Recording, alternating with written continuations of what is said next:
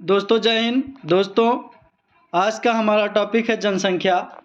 तो भारत में प्रथम जनसंख्या नीति, पहला ही क्वेश्चन पूछ लेगा, भारत में प्रथम जनसंख्या नीति कब लागू की गई? तो 1948 में। इसी नीति के तहत भारत में प्रारंभ में परिवार नियोजन स्थापित किए गए, बाद में परिवार कल्याण पर बल दिया गया। तो क्वेश्चन पूछा जाएगा, एशिया में सबसे पहले या दुनिया में सबसे पहले परिवार नियोजन अपनाने वाला प्रथम देश कौन? तो उसका आंसर रहेगा भारत। दोस्तों आशा करते हैं नोटबुक्स जरूर साथ में लेकर के बैठे होंगे और जो महत्वपूर्ण टॉपिक्स होंगे उसे आप नोट करते चलिएगा।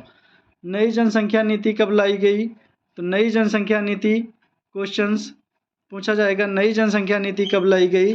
तो नई जनसंख्या नीति 1976 में लाई गई। वर्तमान में जनसंख्या नीति 2020 का निर्माण किस समिति के आधार पर किया गया है? तो MS स्वामीनाथन समिति के आधार पर वर्तमान जनसंख्या नीति 2020 का निर्धारण किया गया है। आगे दोस्तों जनसंख्या संबंधित सिद्धांत किसने दिया? तो जनसंख्या संबंधित सिद्धांत माल्थस ने दिया। जनसंख्या किस श्रेणी में बढ़ती है? तो गुणोत्तर श्रेणी में बढ़ती है। जनसंख्या को दोगुना होने में कितना समय लगता है? तो 16 वर्ष में 2 गुना हो जाती है। यह क्वेश्चन एक और पूछेगा दोस्तों कि जनसंख्या किसी स्थान की एक पीढ़ी कितने वर्षों बाद बदल जाती है? तो उसका आंसर रहेगा 30 वर्ष बाद। क्या? 30 वर्ष बाद। किसी स्थान की एक पीढ़ी कितने वर्ष बाद बदल जाती है? तो 30 वर्ष बाद। जनसंख्या की कितनी अवस्थाएं? तो 5 अवस्थाएं होती हैं। वर्तमान में भारत की कौन सी अवस्था है? तो चौथी अवस्था है, अधिक स्थिर है। मृत्यु दर कम है भारत की। सर्वाधिक स्थिरता किस अवस्था की होती है? तो 5वीं अवस्था की। और 5वीं अवस्था किन देशों में है? तो विकसित देशों में, जैसे अमेरिका, जापान, इन सब देशों में 5वीं अवस्था है। अभी भारत में प्रति महिला बच्चों को औसतन जन्म देने की क्षमता 2.7 बच्चों की है, जबकि होनी चाहिए कितनी? 2.5। विश्व में सर्वाधिक जनसंख्या किस देश की है? तो दोस्तों अभी 2-3 दिन पहले अपना देश इंडिया चीन को पिछाड़ करके जनसंख्या के मामले में पहले स्थान पे आ गया है। अभी भारत की जनसंख्या कितनी है? तो 142.86 करोड़, जबकि चीन की 142.57 करोड़ है। क्वेश्चन पूछा जाएगा, भारत की जनसंख्या विश्व की जनसंख्या का कितना प्रतिशत है? तो 17.7, परंतु किसी पुस्तकों में या ऑप्शन में भी कभी कभी 17.7 ना दे करके 17.5% ही देता है। आगे दोस्तों जनगणना आधुनिक विश्व में सबसे पहले जनगणना की शुरुआत किस देश में हुई? विश्व में सबसे पहले जनगणना की शुरुआत किस देश में हुई? विश्व में सर्वप्रथम जनगणना की शुरुआत किस देश में हुई? तो स्वीडन में। कब? 1749 में। और सर्वप्रथम दशकीय जनगणना के प्रारंभ कहाँ हुआ? तो यूएसए में हुई 1790 में। भारत में जनगणना की शुरुआत कब से हुई?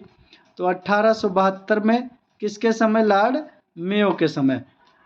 भारत में नियमित जनगणना या वैज्ञानिक ढंग से जनगणना या दशकीय जनगणना 10-10 वर्षों पे होती है, किसके समय हुई? तो 1881 में लॉर्ड रिपन के समय। 1881 में लॉर्ड रिपन के समय। इसमें कितने प्रश्न रखे गए थे? तो 14 प्रश्नों को रखा गया था। दोस्तों याद रखिएगा, जो भारत की प्रथम जनगणना 1872 में हुई थी लॉर्ड मेयो के समय, ये अधूरी थी, पूर्ण नहीं हो पाई थी। जनगणना किस सूची का विषय है? बहुत बार क्वेश्चन पूछा गया है, लिख लीजिएगा।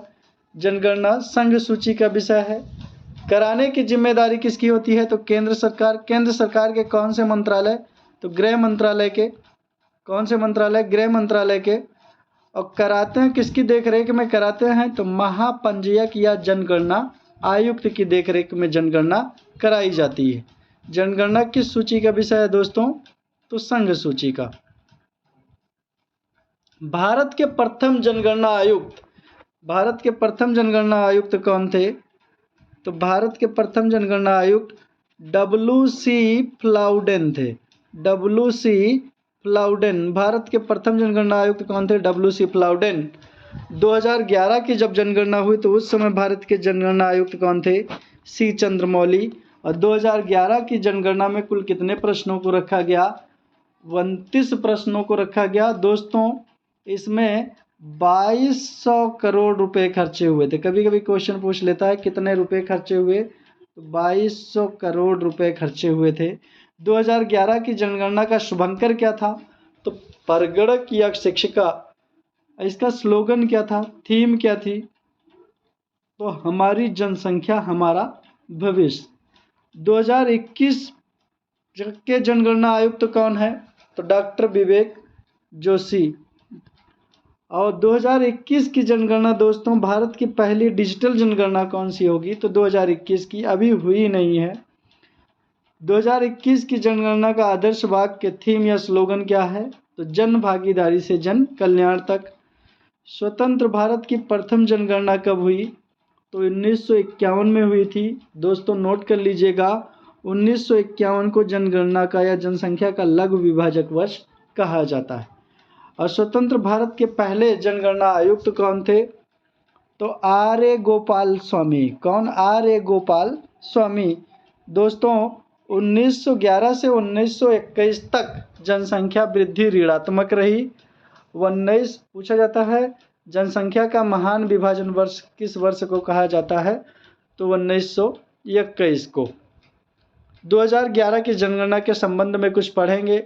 तो 2011 की जनगणना के अनुसार भारत की कुल जनसंख्या 121 करोड़, जिसमें मेल की संख्या 62.32 करोड़ तथा फीमेल की 58.75 करोड़। सर्वाधिक जनसंख्या किस राज्य की है 2011 की जनगणना के अनुसार? तो उत्तर प्रदेश, उसके बाद महाराष्ट्र, फिर बिहार। सबसे कम जनसंख्या किस राज्य की है? तो सिक्किम की है। केंद्र शासित प्रदेश में सर्वाधिक जनसंख्या किसकी है? कि केंद्र शासित प्रदेश में सर्वाधिक जनसंख्या दिल्ली, और सबसे कम किसकी है? लक्षद्वीप की। किसकी? लक्षद्वीप की। दोस्तों नोट कर लीजिएगा, भारत में जाति आधारित जनगणना की शुरुआत, भारत में जाति आधारित जनगणना की शुरुआत 1881 से प्रारंभ हुई थी, जिसे 1931 में समाप्त कर दिया गया। 2021 में जाति आधारित जनगणना होने का प्रस्ताव रखा गया था, परंतु अभी तक 2021 की जनगणना कराई नहीं गई है। सर्वाधिक लिंगानुपात किस राज्य का है 2011 की जनगणना के अनुसार? कई बार क्वेश्चन आ चुका है, तो केरल का है। दूसरे नंबर पे तमिलनाडु। यूपी के हैं तो यूपी का भी याद रखिएगा, यूपी का लिंगानुपात कितना है? तो 912 है। सबसे कम लिंगानुपात किस राज्य का है? तो हरियाणा। सबसे कम हरियाणा 879, उसके बाद पंजाब 889। उसके बाद केंद्र शासित प्रदेश में सर्वाधिक लिंगानुपात पुडुचेरी 1037 और सबसे कम दमन एवं दीव। सर्वाधिक साक्षर राज्य कौन सा है? सर्वाधिक साक्षर राज्य कौन सा है? तो केरल, मेल एवं फीमेल दोनों में है। और सबसे कम साक्षर राज्य कौन सा है? बिहार, मेल एवं फीमेल दोनों में। परंतु दूसरे नंबर पर महिला साक्षरता में सबसे कम कौन सा है? तो राजस्थान है। पूछा जाएगा साक्षरता ज्ञात करने की उम्र कितनी होती है? तो 7 वर्ष। कितनी? 7 वर्ष। दोस्तों केंद्र शासित प्रदेश में सर्वाधिक साक्षर कौन सा केंद्र शासित प्रदेश है? तो लक्षद्वीप। सबसे कम कौन सा है? जम्मू एंड कश्मीर। जनसंख्या घनत्व सर्वाधिक किस राज्य का है? तो बिहार का है 1106। उसके बाद पश्चिम बंगाल का। यूपी का जनसंख्या घनत्व कितना है? तो 829 है। केंद्र शासित प्रदेश में सर्वाधिक जनसंख्या घनत्व किसका है? तो दिल्ली का है 11,000 समथिंग। उसके बाद चंडीगढ़ का 9,000 समथिंग। और राज्य में न्यूनतम जनसंख्या घनत्व किसका है? तो अरुणाचल प्रदेश केवल 17। केंद्र शासित प्रदेश में न्यूनतम जनसंख्या घनत्व किसका है? तो अंडमान एवं निकोबार का। दशकीय वृद्धि सर्वाधिक किस राज्य की रही है? दोस्तों क्वेश्चन कई बार आया है, रिपीट हुआ है कि 2011 की जनगणना के अनुसार सर्वाधिक दशकीय वृद्धि किस राज्य की? तो मेघालय की रही है। किसकी? मेघालय की रही है। और इसके बाद न्यूनतम दशकीय वृद्धि किसकी रही है? तो नागालैंड। नोट करके लिख लीजिएगा, नागालैंड एकमात्र राज्य है जिसकी दशकीय वृद्धि दर ऋणात्मक रही है। उसके बाद केरल संपूर्ण भारत का लिंगानुपात कितना है? तो संपूर्ण भारत का लिंगानुपात 943। संपूर्ण भारत का जनघनत्व कितना है? तो 382। सर्वाधिक नगरीय जनसंख्या किस राज्य की है? सर्वाधिक नगरीय जनसंख्या किस राज्य की? महाराष्ट्र। और सर्वाधिक ग्रामीण जनसंख्या किस राज्य की है? तो हिमाचल प्रदेश। पूछा जाएगा सर्वाधिक ग्रामीण लोग किस राज्य में रहते हैं? तो हिमाचल प्रदेश।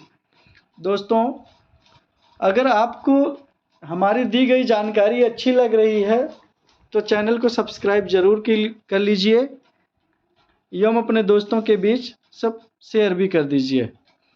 बाल शिशु लिंगानुपात में सर्वाधिक शिशु लिंगानुपात किस राज्य का है? तो अरुणाचल प्रदेश का है। सबसे कम किसका है? हरियाणा। और पूरे देश का बाल शिशु लिंगानुपात कितना है? तो 927। दोस्तों, अगर ये क्वेश्चन पूछ ले कि विश्व में सर्वाधिक जनसंख्या किनकी है, तो इसका आंसर रहेगा महिलाओं की। किसका? महिलाओं की।